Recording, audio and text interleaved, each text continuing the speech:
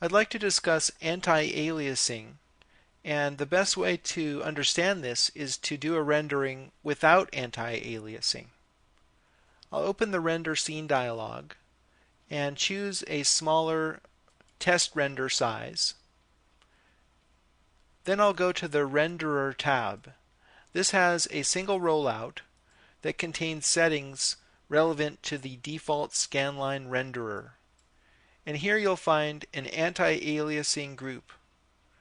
I'm going to uncheck anti-aliasing and then make a rendering.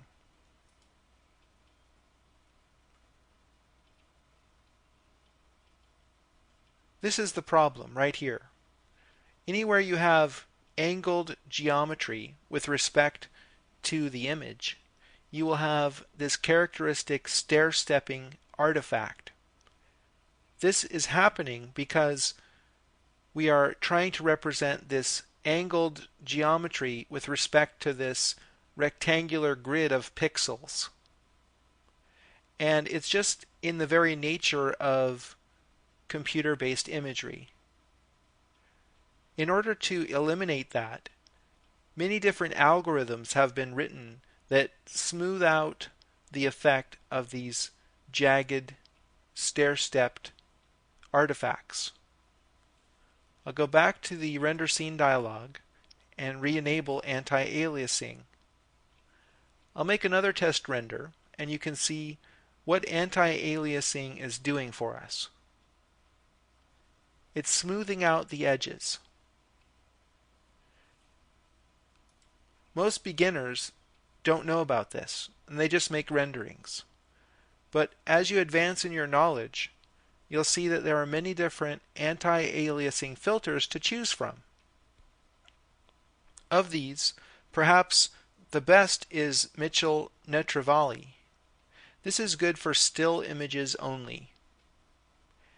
This creates a crisper looking edge, but it's still smooth. So you can use this subtle refinement to make your edges appear a little less fuzzy. If you're creating an animation, however, this will be worse than the default area filter. The area filter is better for an animation. You won't see flickering happening with this filter, as you will with most of the other filters. You can also use a higher quality filter for animation called video, and it tends to take a little bit more time to render, but sometimes it's worth it. I would only go here if I rendered an animation and I was really noticing some aliasing. So there you have it. Different filters for anti-aliasing can take your renderings to the next level.